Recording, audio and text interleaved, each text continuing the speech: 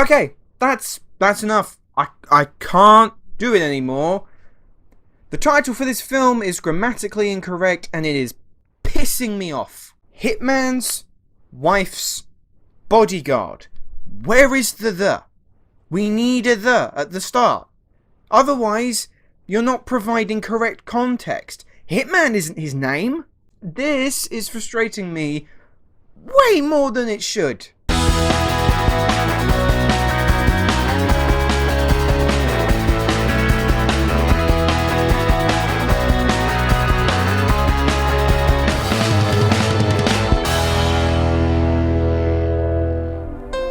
I'm officially on sabbatical, and to be honest, I don't know why I didn't do this sooner. As if the world's been waiting for me to make this change. For the first time, I'm starting to imagine a life without bodyguarding. This really feels like a new beginning. How's it going, guys? Welcome back to my channel and time for another episode of Luke's Reviews. On today's video, we are going to be talking about a sequel to a film that I don't think anyone was asking for, but with being Hollywood, they just said, screw it, have it anyway. It's a sequel to 2017's The Hitman's Bodyguard. Because I'm not gonna stoop to their level. I won't do it. The Hitman's Wife's Bodyguard. After successfully protecting Hitman Darius Kincaid, played by Samuel L. Jackson, Michael Bryce, played by Reynolds, has now found himself in a bit of a rut and decides to take a sabbatical from personal protection, until he is found by Salma, Hayek's character from the first film, to help her rescue Darius from the Mafia and stop Antonio Banderas' Greek terrorist from turning Europe on its head. Okay, I'm going to level with you. I think that Ryan Reynolds and Samuel L. Jackson are phenomenal on-screen talents. But the first film sucked. It lazily rested on its laurels, hoping that the chemistry between Reynolds and Jackson would be more than enough to coast by, and as talented as they are, it couldn't and it didn't.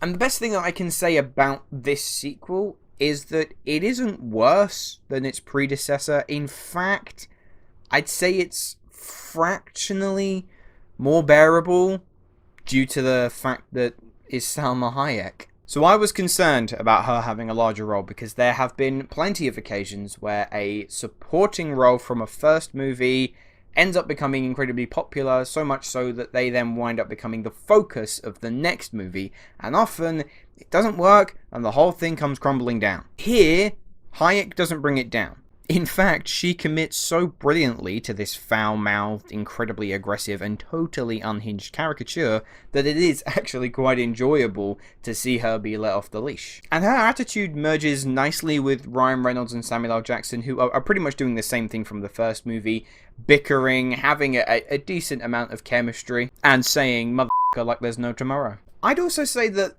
this one definitely leans into the comedy much more. The first one had jokes aplenty, but it would often be blindsided in tone when Gary Oldman is executing a mother and her child. So in this sequel, we go for jokes first. And I won't lie, a good number of them are actually pretty funny. And then there's a few that miss wildly, but there's also a good chunk of the film that completely abandons everything that it was aiming for and almost feels like it's parodying itself, and I really didn't know what to make of it. I don't know whether it was done well or it wasn't. I was just very confused about what was going on. But despite it being funnier and marginally more enjoyable, it's still a poorly made film. Yet again, if you didn't have the main trio, based on purely the screenplay alone,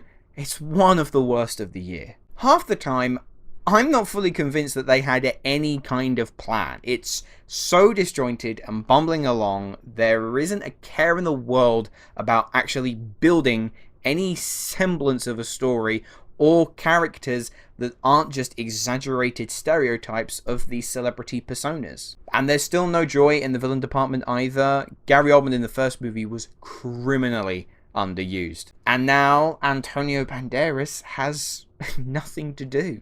besides swan around in a gold-printed suit, act like a cartoonish 70s Bond villain, and not even attempt to try to convince the audience that he's meant to be a Greek man. Also, to give you an idea of how little an effort they made, the name for this Greek terrorist could not be more stereotypically Greek if it tried. His name is Aristotle Papadopoulos. You've got to be f***ing kidding me. Look, if you had fun and enjoyed the first one for what it was, odds are you won't hate watching the sequel.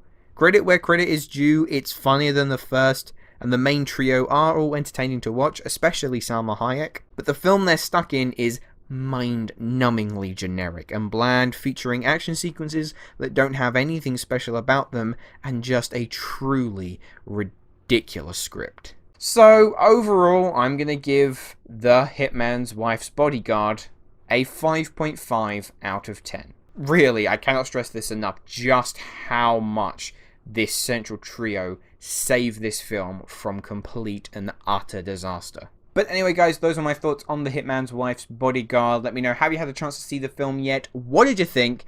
Leave your thoughts in the comments below. And my question to you, I would like to know, is there a film out there that you think was utterly terrible but was partially redeemed by very strong performances? Let me know. But as always, thank you ever so much for watching, and I will see you in the next video. Hello, thank you so much for watching. I hope you enjoyed the video. If you have, make sure to click that like button, and if you aren't already, click that subscribe button too.